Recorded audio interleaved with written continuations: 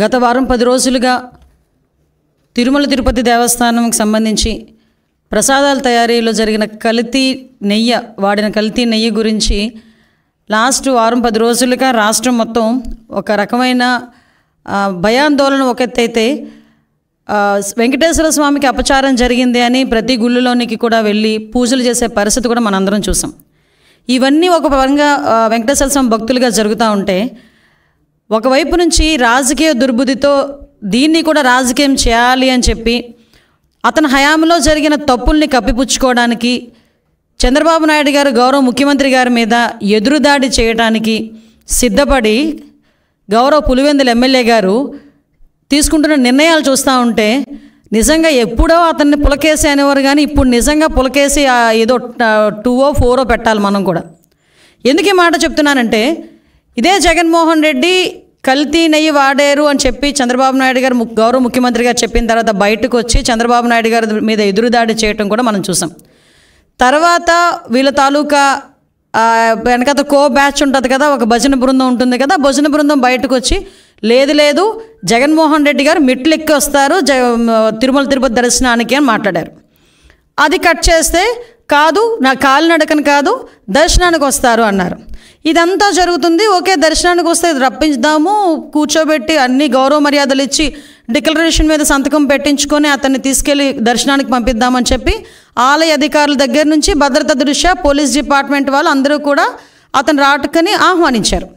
All of sudden అతనికి ఇష్టం లేకనో లేకపోతే ఇంట్లోంచి బయటికి తల్లి చెల్లికి పట్టిన గతి పడతాదని భయం వేసో తెలియదు, కానీ ఆటోమేటిక్గా లాస్ట్ మినిట్లో అయితే నేను వెళ్ళట్లేదు అని చెప్తూ కుంటి సాకులు చెప్పే పరిస్థితి వచ్చింది. ఏంటా కుంటి సాకులు అంటే, డైరెక్ట్గా బయటకు వచ్చి మాకు నోటీసులు ఇచ్చారు అన్నారు. అరే, పోలీస్ యాక్ట్ సెక్షన్ 30 అన్నది ఈరోజు చంద్రబాబు నాయుడు గారు తీసుకొచ్చింది కాదు. నీకులాగా జీవో నెంబర్ 1 ఇచ్చి సభలు అది ఆపుదామని చెప్పి లోకేష్ గారు పాదయాత్ర చేసినప్పుడు వచ్చిన జీవోలు కాదు ఇవి. పోలీస్ యాక్ట్ సెక్షన్ 30 అన్నది ఎప్పుడైనా శాంతి భద్రతలకు విఘాతాలు కలుగుతాయి అనుకునేటప్పుడు డిపార్ట్మెంట్ వాళ్ళు రెగ్యులర్గా ఇచ్చే నోటీస్ అది. ఆ నోటీస్లో చాలా క్లియర్గా వైఎస్ జగన్మోహన్ రెడ్డి గారు ఆంధ్రప్రదేశ్ మాజీ ముఖ్యమంత్రి 27/9/24, 28/9/24 తేదీల్లో తిరుపతి తిరుమల పర్యటించనున్నారని ప్రభుత్వ అధికారిక సమాచారం ద్వారా తెలిసినది. ఈ పర్యటనలో శ్రీ వైఎస్ జగన్మోహన్ రెడ్డి గారు తిరుమలలో శ్రీ వెంకటేశ్వర స్వామి వారిని దర్శించుకోనున్నారు. ఈ పర్యటనకు స్వాగతం పలికేందుకు తిరుపతి జిల్లా మరియు పరిసర జిల్లాల నుంచి సుమారు 10,000 మంది వైఎస్ఆర్సీపీ నాయకులు కార్యకర్తలు తిరుపతికి రావాలని సోషల్ మీడియా ద్వారా విస్తృత ప్రచారం జరుగుతున్నది. అదేవిధంగా ఈ పర్యటనను అడ్డుకుంటామని వివిధ రాజకీయ పార్టీలు, హిందూ ధార్మిక సంఘాలు, ప్రజా సంఘాలు కూడా సోషల్ మీడియా ద్వారా విస్తృత ప్రచారం జరుగుతున్నది. ఈ సందర్భంలో తిరుపతి జిల్లాలో ఉద్రిక్త పరిస్థితులు, శాంతి భద్రతలకు విఘాతం కలిగే అవకాశం ఉన్నది. ఈ పరిస్థితుల వల్ల రాబోయే తిరుమల బ్రహ్మోత్సవాలు మరియు ప్రపంచవ్యాప్తంగా తిరుపతి తిరుమలకు వచ్చే యాత్రికులపై ప్రభావం చూపే అవకాశం ఉన్నది. అదేవిధంగా గౌరవ తిరుపతి జిల్లా సూపరింటెండెంట్ ఆఫ్ పోలీస్ వారు తిరుపతి జిల్లాలో సెక్షన్ 30 పోలీస్ యాక్ట్ను అమలు చేసి ఉన్నారు. కావున తిరుపతి జిల్లాలో ఎటువంటి ర్యాలీలు, సభలు, సమావేశాలు, భారీ జనసమూహాలు ముందస్తు అనుమతి లేకుండా జరుపుటకు నిషేధించబడినది. ఇట్టి నిబంధనలు ఎవరైనా అతిక్రమించిన ఎడల వారిపై చట్టపరమైన చర్యలు తీసుకొనబడును. కావున అన్ని వర్గాల వారు తిరుపతి జిల్లాలో శాంతి భద్రత పరిరక్షణకై పోలీసు వారికి సహకరించాల్సిందిగా కోరడమైనది. ఇది నోటీస్. దీన్ని నిన్న కావాలని 10 సార్లు చూపించి ఇందులో అతనికేదో నోటీసులు ఇచ్చామని చెప్పి మాట్లాడి ప్రజలకి ఒక రాంగ్ పర్సెప్షన్ క్రియేట్ చేయడానికని చాలా విశ్వ ప్రయత్నాలు చేశాడు జగన్మోహన్ రెడ్డి. నేనేమంటానంటే, జగన్మోహన్ రెడ్డికి సూటిగా అడుగుతున్నా, జగన్మోహన్ రెడ్డికే కాదు వాళ్ళ తాలూకా నాయకులందరికీ కూడా, ఒక్క బైండ్ ఓవర్ అయినా మేము చేసామా? ఒక్క నాయకుడినైనా హౌస్ అరెస్ట్ చేసామా? ఒక్క నాయకుడినైనా ప్రివెంటివ్ అరెస్ట్ చేసామా? ఒక్క నాయకుడి ఇంటి దగ్గర పోలీస్ పహారా ఏమైనా ఉందా? కనీసం ఎక్కడైనా మీకు ఆయన ఎయిర్పోర్ట్లో నుంచి దిగిన తర్వాత మళ్ళీ అక్కడికి వెళ్ళినంత వరకు కూడా అతనికి భద్రత నిమిత్తం ఉండే పోలీసులు తప్పించి పోలీసులు భారీగా మోహరించిన పరిస్థితులు ఏమైనా ఉన్నాయా? అంటే చాలా క్లియర్గా ఎందుకు మేము ఆ నోటీసులు కూడా ఇవ్వాల్సి వచ్చింది అంటే, కేవలం అక్కడ బ్రహ్మోత్సవాలు జరుగుతున్నాయి. ఈ కల్తీ నెయ్యి మీద సిట్ కూడా ఏర్పాటు చేయడం అయింది. ఒక పక్క నుంచి జగన్మోహన్ రెడ్డి మీద ఉన్న కోపంతో కొన్ని మంది ధార్మిక సంఘాలు కూడా కొన్ని సోషల్ మీడియాలో కొంతమంది మెసేజ్లు ఫార్వర్డ్ చేసుకున్నారు. At the same time YSRCP నాయకులు కూడా భారీగా జన సమీకరణ చేయడానికి వాళ్ళు సోషల్ మీడియాలో మెసేజ్లు ఫార్వర్డ్ చేసుకున్నారు. ఈ నేపథ్యంలో ప్రజలకు ఇబ్బంది కలగకుండా, యాత్రికులకు ఇబ్బంది కలగకుండా, విఐపీఎస్కి ఇబ్బంది కలగకుండా ఉండటానికి రెగ్యులర్గా శాంతి భద్రతలు విఘాతం కలిగిస్తాయనుకునేటప్పుడు పోలీస్ డిపార్ట్మెంట్ వాళ్ళు ఇచ్చే నోటీస్ అది. ఆ నోటీస్ కూడా జగన్మోహన్ రెడ్డికి ఇవ్వలేదే. జగన్మోహన్ రెడ్డిని రావద్దు అని ఎవరు చెప్పలేదే. మీరు రాకండి అని మేము ఎవరూ చెప్పలేదే. వస్తే మిమ్మల్ని అరెస్ట్ చేస్తామని చెప్పలేదే. ఏ రోజు చంద్రబాబు నాయుడు గారిని ఎయిర్పోర్ట్లోనే ఆపేసినట్టుగా మేము ఎప్పుడు ఆపడానికి మేము ప్రయత్నం చేయలేదే. నిజంగా జగన్మోహన్ రెడ్డి గారిని ఆపాలనుకుంటే ఆయన ఇంత ధైర్యంగా ఈ సెంట్రల్ జైలు విజిట్లు చేసేవాడు ఆయన?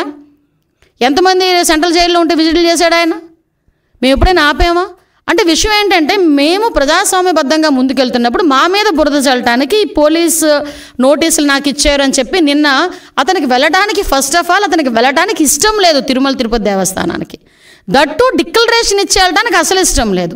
మళ్ళీ నేను నొక్కి పెడుతున్నా, డిక్లరేషన్ వన్స్ ఇచ్చి కనుక ఆయన టెంపుల్లోకి వెళ్తే వాళ్ళ ఇంట్లో తల్లికి చెల్లికి బట్టిన గతే అతనికి పడతాదేమో అన్న ఉద్దేశంతో అతను వెళ్ళడం మానేశాడు. ఆ మర్మం ఏంటో మీరే గ్రహించండి. అంటే విషయం ఇది అయింది. తర్వాత ఈరోజు ఒకవైపు నుంచి తిరుమల తిరుపతి దేవస్థానానికి బ్రహ్మోత్సవాల టైంలో రాజకీయ నాయకులే కాదు, సుప్రీంకోర్టు జడ్జెస్, వివిధ విఐపీలు, వివిఐపీలు అందరూ వస్తారు. ఆ భద్రత కూడా మాదే బాధ్యత.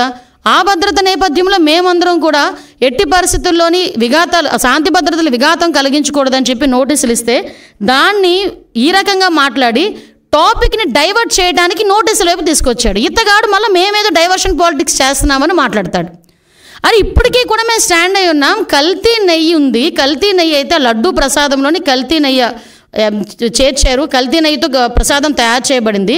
దాని గురించని ముఖ్యమంత్రి హోదాలో ఉన్న చంద్రబాబు నాయుడు గారు కానీ, ఉప ముఖ్యమంత్రి హోదాలో ఉన్న పవన్ కళ్యాణ్ గారు కానీ, లోకేష్ బాబు గారు కానీ మేమందరం మాట్లాడుతున్న ఈ నేపథ్యంలో దాని గురించి మాట్లాడండి అంటే, దాని గురించి మాట్లాడకుండా నేను మెట్లు ఎక్కుతాను, ఏంటది దర్శనానికి వెళ్తాను అని చెప్పి డైవర్ట్ చేయడానికి ప్రయత్నం చేసింది నువ్వు. ఈరోజు మళ్ళీ తిరిగి డైవర్షన్ పాలిటిక్స్ అని చెప్పి మా మీద మాట్లాడే పరిస్థితి కనిపిస్తూ ఉంది. ఈ నేపథ్యంలో ఒక గోల్డెన్ వర్డ్ వచ్చింది నిజంగా, లడ్డు నాణ్యత అట, లడ్డు టేస్ట్ అట. అరే నాకు అర్థం కాంది, జగన్మోహన్ రెడ్డి ఏ రోజైనా లడ్డు టేస్ట్ చేశారా? తిరుమల తిరుపతి దేవస్థానం ప్రసాదం లడ్డూని ఆశీర్వాదానికి అక్షంతలు వేస్తేనే 10 సార్లు దూకున్నాడు. అక్షంతలన్నీ అయిపోయినంత వరకు ప్రతి టీవీ వాళ్ళు కూడా చూపించారు. అది ఎక్కడ?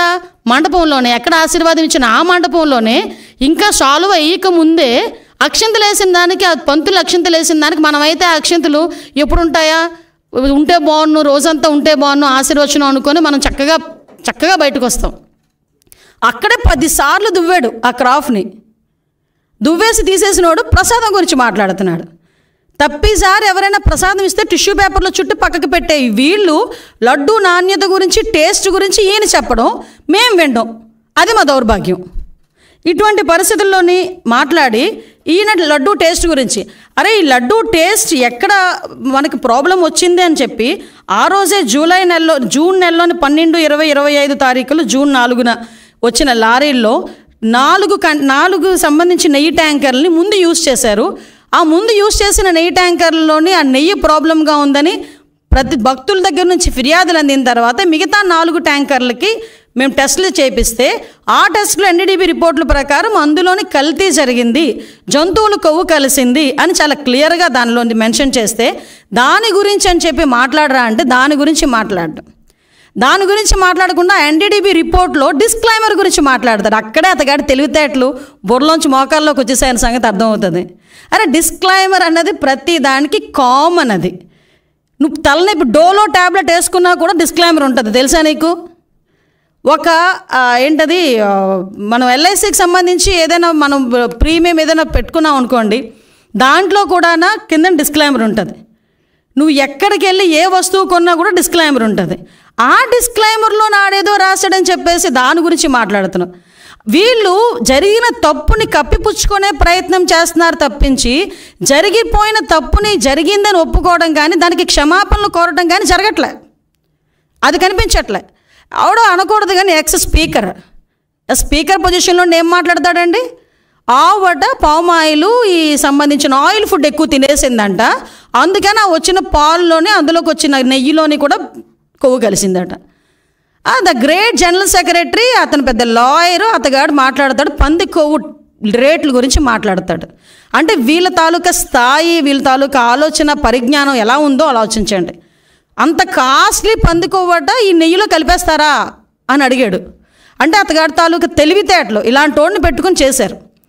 దీవన్నిటికీ కూడా సిట్ ఏర్పాటు చేస్తే సిట్ కూడా సొంత మనుషులతో చేయించారు సిట్ అన్నాడు. లేకపోతే సాక్షి ఉద్యోగస్తులతో ఏమంటారా?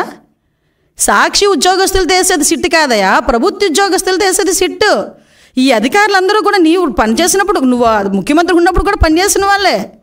ప్రభుత్వ ఉద్యోగులు, పోలీస్ డిపార్ట్మెంట్ వాళ్ళు ఒక ఐజీ ర్యాంకర్ని సిట్ ఏర్పాటు చేసి ఆ సిట్కి మీరు సిట్కి మొత్తం అంతా రెడీ చేసి దర్యాప్తు చేయండి అని చెప్తే ఆ సిట్ మీద కూడా మీరు కామెంట్ చేస్తున్నారంటే మీరు తప్పుని కప్పిపుచ్చుకోవడానికి ఎంత ప్రయత్నం చేస్తున్నారు? మరి విజిలెన్స్ ఎంక్వైరీ వద్దు అని చెప్పి ఎందుకు కోర్టులకు వెళ్ళే పరిస్థితి వచ్చింది? అసలు యాక్చువల్గా ఈ తిరుమల తిరుపతి దేవస్థానం తాలూకా లడ్డూ గురించి కూడా మాట్లాడకూడదు అని వీళ్ళు ఎక్కడో కూడా ఒక ఇది కూడా పెట్టారు, కేసు కూడా వేశారు. సుప్రీంకోర్టులో గ్యాగ్ ఆర్డర్ కోసం పిటిషన్ వేశారు వీళ్ళు. అసలు ఎక్కడ కూడా లడ్డు వ్యవహారం గురించి మాట్లాడకుండా ఉండాలి అని చెప్పి. అంటే వీళ్ళు చేసిన పొరపాటు తెలిసిపోతుంది అని చెప్పి ఎంత దారుణంగా మాట్లాడుతున్నారో మనకు అర్థమవుతుంది. అరే మీకు డిక్లరేషన్ ఇస్తాము, డిక్లరేషన్ తీసుకొని మీరు వెళ్ళాలి, అందులో తప్పే ఉంది. ఎందుకు ఈరోజు మీరు తెలుసు, ప్రతి ఒక్క ప్రపంచం మొత్తానికి మీ ఫ్యామిలీ క్రిస్టియన్ ఫ్యామిలీ అనే సంగతి తెలుసు. నిజంగా మీకు వెంకటేశ్వర స్వామి మీద భక్తితోనే మీరు టెంపుల్కి వచ్చారు, భక్తితో నేను వచ్చాను అని చెప్పి ఒక సిగ్నేచర్ చేసి లోపలికి వెళ్ళడానికి మీకు వచ్చే ప్రాబ్లం ఏంటి? ఆ డిక్లరేషన్ మీద మీరు అంత రాద్ధాంతం చేయాల్సిన అవసరం ఏమొచ్చింది? ఆ డిక్లరేషన్ మీద సంతకం పెట్టడానికి ఇష్టం లేక గొడవలు సృష్టిస్తారట, టమోటాలు ఇసురుతారట, గుడ్లు ఇసురుతారట, అలాగట ఇలాగట అని ఆ ఎక్స్ చైర్మన్ కరుణాకర్ రెడ్డి వీళ్ళందరూ కూడా టీవీలో దగ్గరికి వచ్చి మాట్లాడటం. అంటే వాళ్ళే ఒకవేళ నిజంగా వచ్చినా వాళ్ళే అవి కూడా చేయించుకొని మన గులకరాయి టైపు, కోడికత్తి టైపు చేయించుకొని తిరిగి జనాల మీదకి వెళ్ళే పరిస్థితి కూడా ఉంటుంది. ఇవన్నీ అరే నువ్వు వెళ్ళవయ్యా, నువ్వు హైందవ సంప్రదాయాన్ని పరిరక్షించేళ్ళు, ఎందుకు ఈ మాట చెప్తున్నావంటే మీరు ఒకసారి అర్థం చేసుకుంటానండి. క్రిస్టియన్స్ కానీ, హిందూస్ కానీ, ముస్లిమ్స్ కానీ ఒక్కొక్కరికి ఒక్కొక్క పద్ధతి ఉంటుంది. ఇప్పుడు కడప దర్గాకి వెళ్తాం, హిందువులు ఎంతమంది అరట్లేదు కడప దర్గాకి? కడప దర్గాకి వెళ్ళినప్పుడు ఆ గుడ్డ కట్టుకొని చక్కగా టోపీ పెట్టుకొని వెళ్ళరా? అజ్మీర్ వెళ్తారు, ఎంతమంది అజ్మీర్ వెళ్ళరు? అక్కడికి వెళ్ళి వాళ్ళ సాంప్రదాయం ప్రకారం వెళ్తాం కదా. తమిళనాడులోని ఇటువైపు కొన్ని టెంపుల్స్ ఉన్నాయి, షర్టు తీసి వెళ్ళాలి, మగవాళ్ళు షర్టు తీసి వెళ్ళాలి, అక్కడికి అలాగే లోపలికి పంపిస్తారు. కొన్ని చోట్ల పంచికట్టు కట్టుకొని వెళ్తారు, అలాగే వాళ్ళ దగ్గరికి వెళ్ళాలి. నేను నమ్ముతాను కానీ నేను అలా వెళ్ళనంటూ ఊరుకుంటారా? అక్కడ సేమ్ ఇక్కడ అంతే. చర్చికి వెళ్తాము, మోకరిల్లించి ప్రార్థన చేయాలనుకుంటే మోకరిల్లించి ప్రార్థన చేస్తాము అక్కడికి వెళ్ళిన తర్వాత నువ్వు గౌరవం ఉంటే. అలాగే ఇక్కడ కూడా గౌరవించి ఒక డిక్లరేషన్ మీద సంతకం పెట్టి వెళ్ళవయ్యా అన్నాం. దానికి పెద్ద రాద్ధాంతం చేసి దానికి దళితుల్ని కనెక్ట్ చేశాడు. అంటే అతను చేసిన పొరపాటుని కులమతాల మధ్య విద్వేషాలు రెచ్చగొట్టడానికి ఏ రకంగా మాట్లాడుతున్నాడు. నాకే ఈ పరిస్థితి ఉంటే దళితులకి ఏ పరిస్థితి ఉంటుంది? అసలు దళితులు అన్న పదం నోట్లోంచి రావడానికి నీకు అర్హత లేదయ్యా. ఎందుకు చెప్తున్నానంటే ఇదే తిరుమల తిరుపతి దేవస్థానం బోర్డు మెంబర్ల గురించి మాట్లాడుతూ నువ్వు ఒక మాట మాట్లాడు. చాలామంది రికమెండేషన్స్తో వస్తారు, సీఎం గారు రికమెండేషన్లతో వస్తారు, చాలా ప్రాశస్తమైన కమిటీ అది, ఆ బోర్డు అది అని చెప్పావు. మరి ఆ బోర్డుని ఒక రకంగా చెప్పాలంటే భ్రష్టు పట్టించడానికి 50 మంది సలహా